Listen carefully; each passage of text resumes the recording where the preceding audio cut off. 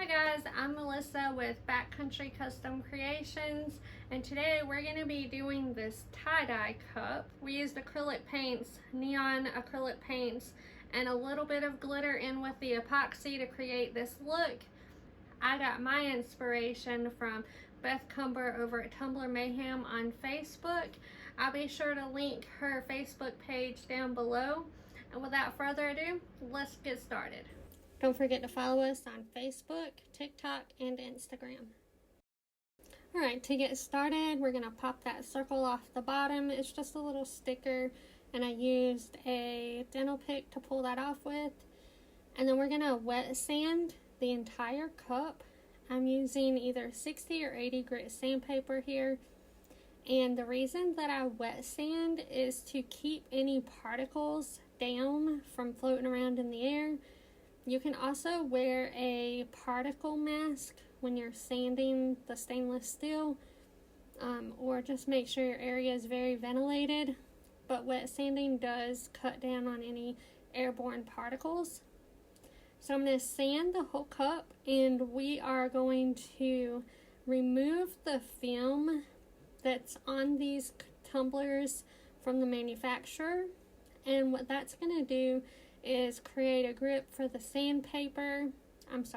for the spray paint to adhere to, and that way we have a good prep and a good base for our design. I'm just going to wash that off with some Dawn dish detergent, and then I'm going to dry it off with a coffee filter, and that cuts down on any like particles left over if you were to use like a towel. And that way you don't see that through the spray paint. Right, this is my spray paint setup. It's not anything fancy, nor the messy background there. My husband needs to weed eat for me. And normally I spray paint in short bursts. I do have this sped up a little bit so you can't really tell that that's what I'm doing. And I don't go for full coverage on the first coat. I just try to get decent coverage, but you don't want any runs. Alright, I'm going to paint that second one. I was working on 2 cups this day, and I work on that. Now, any of you who have long hair and you shed, I shed horribly, even though my hair is more short. And right about here, I felt like there was a hair brushing on my skin, and I started to like slap at it. You know, like just to move it out of the way so it stopped tickling. And it wasn't a hair, it was actually a bee, and I got stung right here. And normally bee stings don't bother me, but this one really did bother me. But I fought through the pain and went ahead and finished painting these cups. I'm checking it here. I should have went in and took care of it, but I wanted to get these painted so they could dry. I did give up doing short bursts and just sprayed the heck out of these cups so that I could get inside. But this is really what you want to do. I'll just paint one, get a base coat on it, let it dry for a couple minutes while I paint the other one, and then go back and forth until they're covered the way that I like. And this cuts down on any runs that you may get. I also hold my spray paint back at least 6 to 8 inches to keep from getting right on top of whatever it is that I'm spraying. Right, and then I'll just leave these outside in the sun to dry until they're dry to the touch. Now I'm going to use the neon line from Folk Art, and I have neon pink, orange, yellow, green, blue, and purple. And these actually glow under a black light, which was an added bonus. And I'm just using a paper plate here. These are easy to use. You can wash them off when you're done and reuse them, or you can toss them. It's just something really quick and easy to use. I did purchase a plastic palette after I filmed this video so that I would be able to use it more after I paint with it. It's easier to wash than using the paper plate, just so that I cut down on waste. I'm using a really small, long bristled paintbrush. and that just helps with the strokes to look more natural. And I decided, instead of freehanding the pattern onto the cup, that I was gonna do like a rough draft in my pencil here. And after I do this, it was a lot easier to kind of follow where the circles were drawn in pencil, so that I somewhat kept it even and more uniform. But the whole idea of tie-dye is to not be so uniform. You have to be a little more free-flowing with it, because you can't really control perfectionally where the dyes go when you do a tie-dye. So I didn't want it to look completely, mathed out and drawn out and everything, but I did want some uniformity to it. Instead of doing the front of the cup first, I decided to practice on the bottom, and that way I could get the technique down, and then that way whenever I did the front of the cup, it looked a lot better because I'd already practiced on the bottom. I did make sure that the bottom looked good, but I wanted to figure out the pressure for these particular paints and what looked best. And the bottom is a lot easier to just wash off because it's such a smaller area if I messed up. But the cool thing about using acrylic paints is if you mess up, you can just wash it off. The spray paint will stay there under the water, and you can just wash off the acrylic paint if you don't like how it looks. So that is the benefit of using these acrylic paints. It's not permanent until you seal it. I'm going to speed this up and let you watch me do the bottom of the cup, and then I'll come back and get into more detail on explaining the technique when I start on the front of the cup.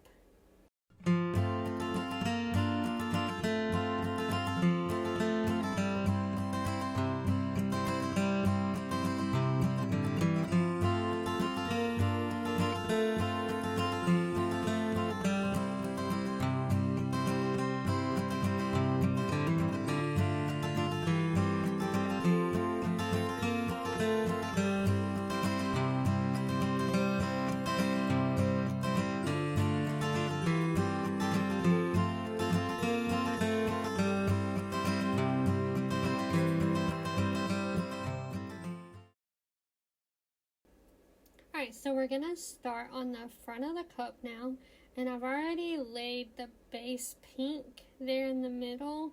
Again, that pink does end up looking more orange than pink, but that's okay because I reused that neon pink later in the pattern after the purple, I do believe. So we're going to do all the way around with each of the colors, creating that tie-dye look. And a couple of things that I learned while doing this was to create long wispy strokes and to hold the paintbrush more towards the back of the handle rather than up close to the bristles. And that seemed to help not make each of the strokes controlled. It gave a little more freedom to each of the paint strokes, and that in turn helped it look more like the tie-dye bleed that you get when you put the tie-dye liquid onto the fabric surfaces. And what I did here in the middle is, you noticed when I first started it had the pink center, and then I added the yellow, and because pink and yellow mixed together make orange, then I just went in and defined the orange a little more, and I really liked it, so that's why I ended up turning the center a little more orange and taking away most of that pink. You do see me adding that pink in a little bit here, but because there is that bright orange right beside of it, it does have more of an orange hue at the end.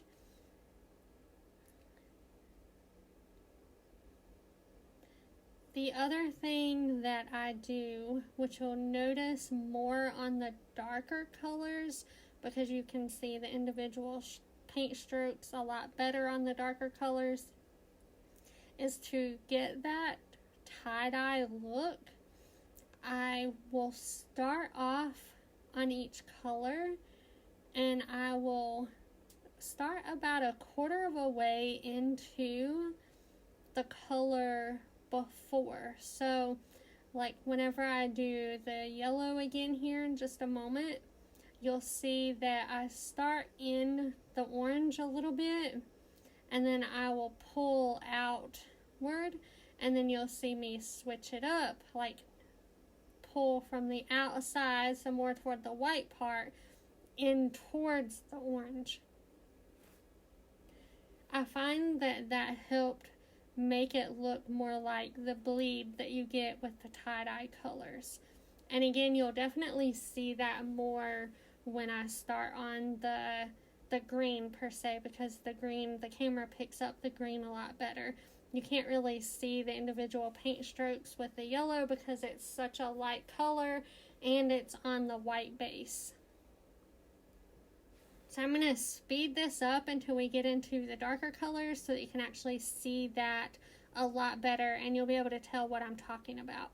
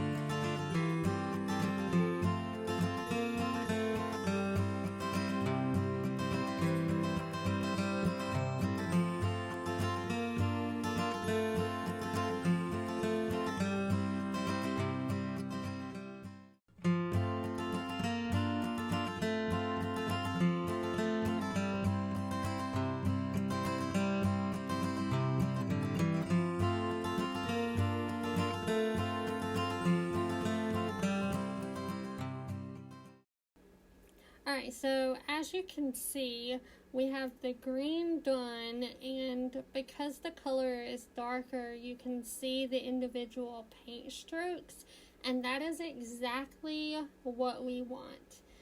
I will say that with this folk art neon acrylic paint line, the paints are a little more transparent than I would prefer. I do kind of wish that the paints were more opaque, but that's okay. We can work with that. I ended up doing 2 coats of paint on most of the colors. As you can see here with the blue, it is really, really light. But whenever I go back over it again, like right here with the second coat, it does start to darken up some. And also as you begin to blend that green and blue as well as the other colors, when you start to blend them, they do become more opaque as you layer them.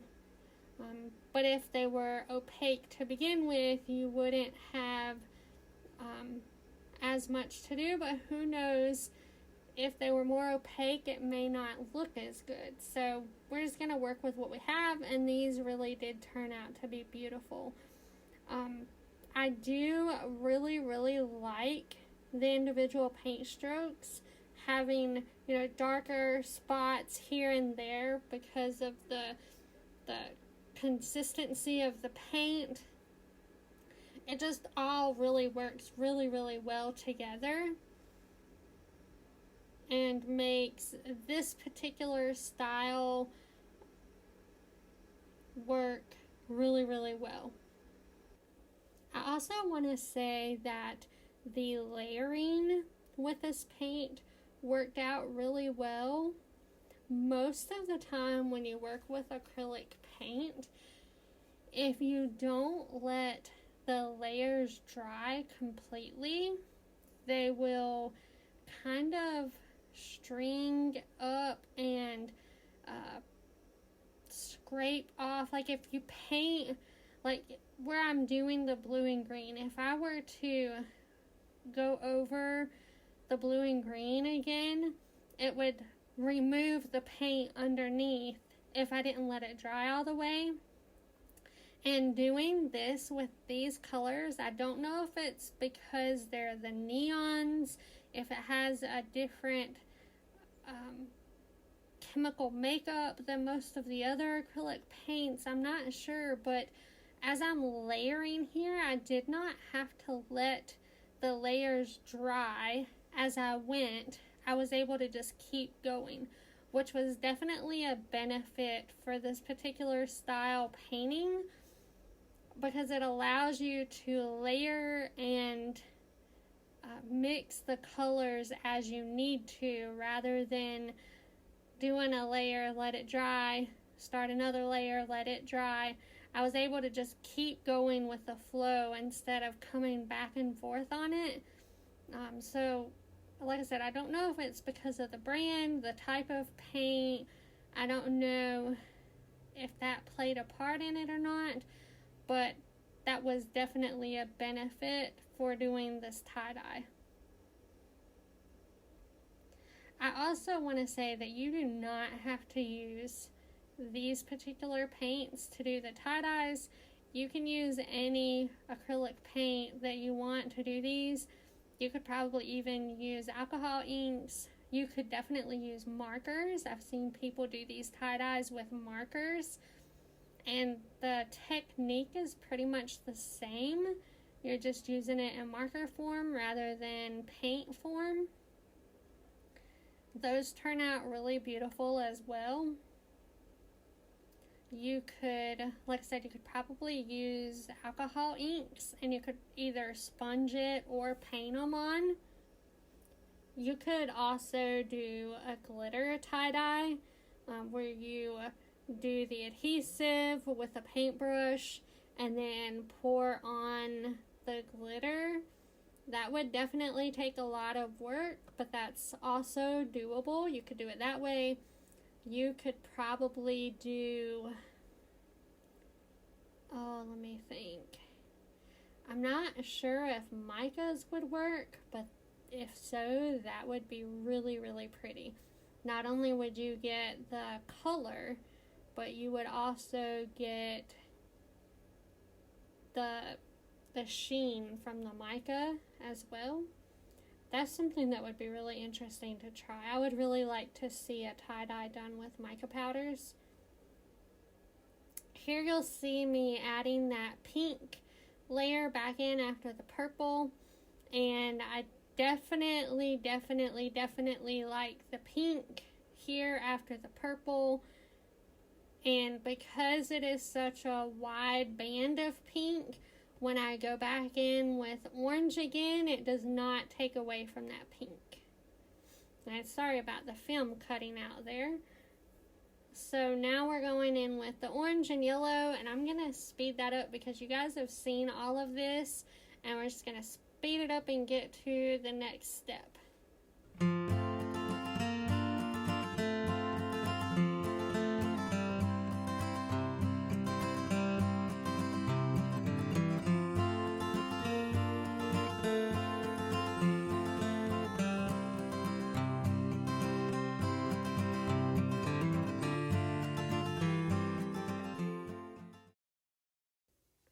So here is an up-close look at the different colors and how well they blended. You can see the individual paint strokes. And now, because we did use acrylic paint, I'm going to add a layer of the Counterculture DIY's Quick Coat. Not all acrylic paint will repel epoxy resin, but I have had bad experiences in the past, so that is why I decided to go ahead and add a layer of that over this acrylic paint, just to prevent any extra steps in the future. And I'm just going to paint this on with a silicone brush. And again, the goal here is to prevent the epoxy resin from repelling any spots over that acrylic paint. This stuff works wonders. I use it for so many things. I like to use it over water slide decals. I like to use it over the chrome vinyls that like to lift, and anything that has really small or thin lines, letters, anything of that nature, because it helps whenever you go into that epoxy layer. And I apologize for having this out of frame there a little bit. I think I realized what I was doing and got that back in frame for you guys. But you just paint it on like you would any other paint. Just take it and spread it out and make sure that you're getting coverage. And it dries really quick, surprisingly. You don't have to wait very long for this stuff to dry. And a little bit goes a really long way. Now, I'm not a tumbler pro, like some people make dozens of cups a week, but I do make my fair share, and I have had this bottle of Quick Coat for a good while.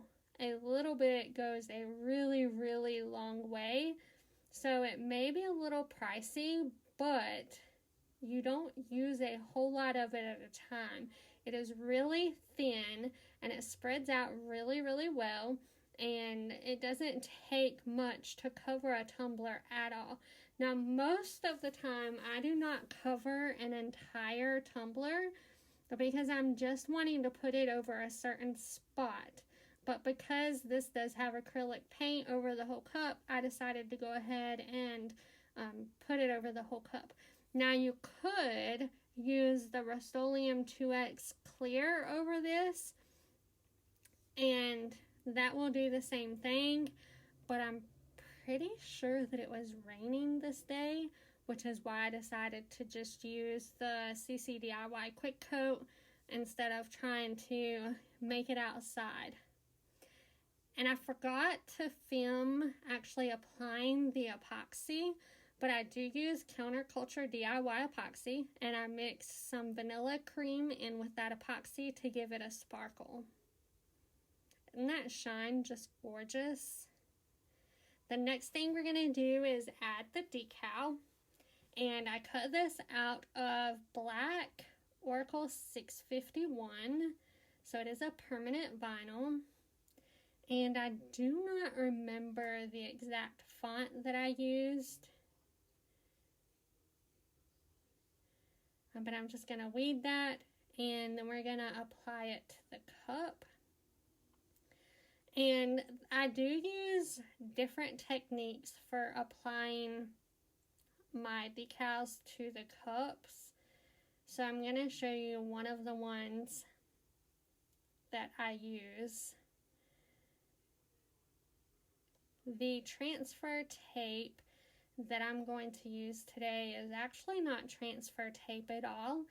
It is the Duck brand, I believe it's called.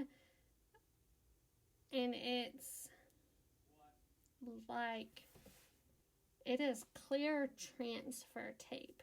And I got this in large rolls at Walmart in the home goods section around where you find the shelf liners.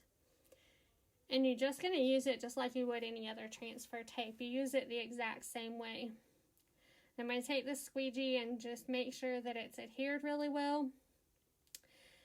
And then I'm going to create a hinge. So I'm going to pull back that contact paper and cut off the paper backing so that there's extra contact paper or extra contact tape there left over, and then trim up the other sides. And I will use that section without any backing as a hinge on my cup. So I don't have to use any of the wax paper or parchment paper underneath my decal. I'm just going to line it up on the cup where I want it and use that hinge to hold it in place. And when I get it where I want it, then I can remove the backing and then place the decal down. Again, I apologize here. I am completely out of frame just about. I am not the type of person that can eyeball and get these decals on straight. I have done that before, and whenever I do that, I end up crooked every single time. So I have to measure, and it is painstakingly annoying to have to measure and get it just right. But for me, that is the only way that I can do it without wasting a lot of vinyl and taking more time than necessary. And what you can't see here off frame is that I'm using a paper ruler, and I am placing it strategically on different parts of different letters that line up straight all the way across the name, and then going from that point up to the rim of the cup and making sure that it measures appropriately all the way across the name. And then once I have that done, I can lay the name down. And you'll see here that I take forever to get it lined up. So I'm going to fast forward it a little bit so you can see how I do this.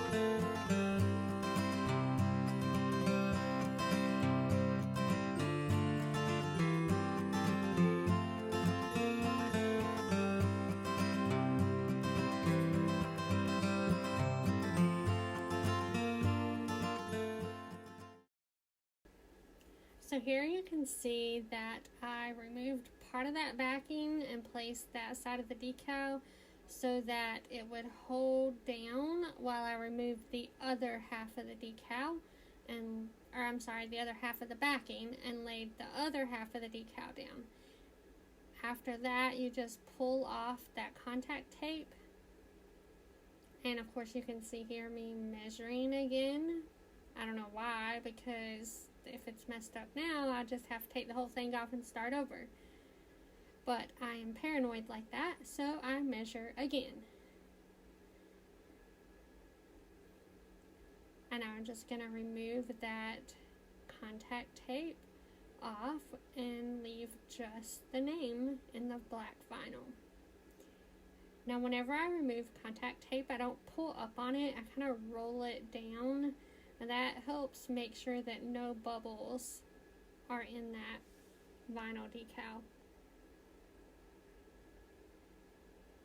And now the name is on and we are good to go. I will add a couple more layers of epoxy to this and then it's done. Thank you guys so much for watching, and we'll see you next time.